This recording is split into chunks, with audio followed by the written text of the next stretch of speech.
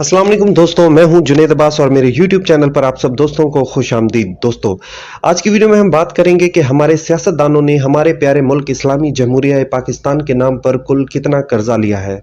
सबसे पहले दोस्तों हम ये जान लेते हैं कि कर्ज असल में होता क्या है। फर्ज कर लें कि दोस्तों आपकी तनख्वाह 20,000 रुपए है और इसी 20,000 रुपए में आपने अपना पूरा महीना गुजारना है, लेकिन वो 20,000 रुपए पहले 20 दिनों में ही खत्म हो जाते हैं, तो आपको आखिरी 10 दिन गुजारने के लिए किसी से लोन लेना पड़ता है और आप 8,000 रुपए लोन लेकर अपना महीना पूरा कर लेते हैं।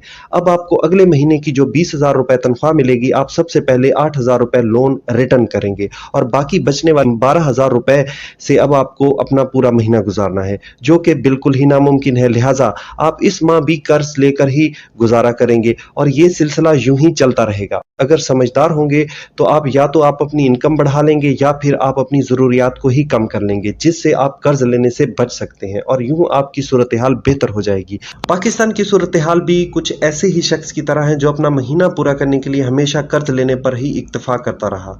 तो दोस्तों अब नजर डालते हैं गुज़िश्ता 50 सालों में बरसरे इक़्तिदार आने वाली हुकूमतों ने अपना महीना पूरा करने के लिए कितना कर्ज लिया।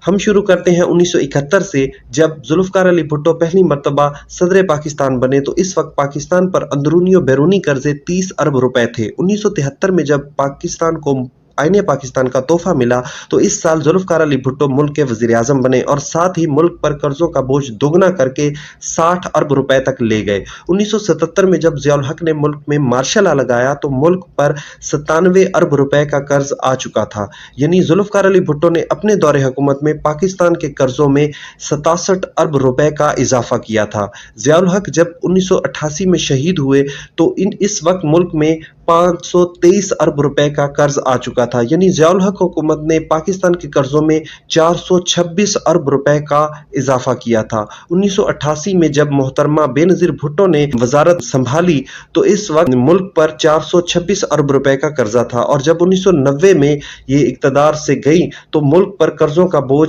711 अरब रुपए तक चला गया था। यूं बेनज़ीर भुट्टो हुकूमत ने मुल्क में कर्जों का बोझ 188 अरब रुपए बढ़ाया था। और फिर हुकूमत मिली मियां नवाज शरीफ साहब को और इनकी हुकूमत खत्म हुई 1993 में तो इस वक्त मुल्क पर कर्जों का बोझ 1135 अरब रुपए तक जा चुका था। यानी कि मियां नवाज शरीफ साहब ने अपने दौरे हुकूमत में 424 अरब रुपए कर्ज लिया था। इनके बाद हुकूमत मिली बेनज़ीर भुट्टो को और इनकी दूसरा दौरे हुकूमत 1996 में खत्म हुआ तो मुल्क पर गर्दिशी कर्जों का बोझ 1704 अरब रुपए तक जा चुका था। यानी बेनज़ीर भुट्टो के दूसरे दौरे हुकूमत में पाकिस्तान ने दुनिया भर से 569 अरब रुपए उधार लिए थे। इसके बाद मियां नवाज शरीफ साहब को दोबारा हुकूमत मिली जो कि 1999 में खत्म हुई तो मुल्क पर कर्जों का हुज्म 2,946 अरब रुपए हो चुका था।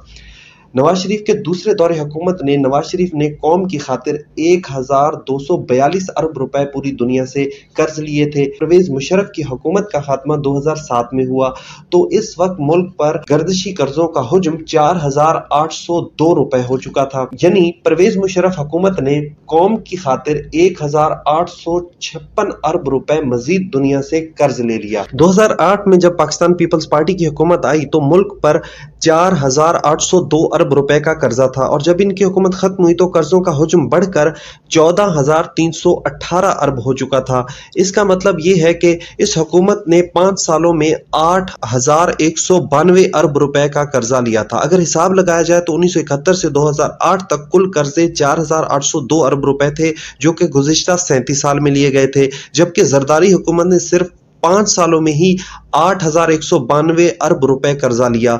इसके बाद मियां नवाज शरीफ साहब को हुकूमत मिली और यह हुकूमत जब 2018 में खत्म हुई तो मुल्क पर कर्जों का जो बोझ था वो 22 अरब 820 अरब रुपए तक जा पहुंचा। यानी नवाज शरीफ हुकूमत ने इस मर्तबा 8,502 अरब रुपए कर्ज ले लिया। और इसके बाद हुकूमत मिली पीटीआई को और वजीर आजम बने जनाब इमरान खान साहब, जिन्होंने 3 साल में मुल्की कर्जों को 22,000 अरब रुपए से उठाकर 32,940 अरब रुपए तक ले गए। यानी 3 सालों में 10,120 अरब रुपए कर्ज उठाया और इसके बावजूद महंगाई पर काबू ना पा सके।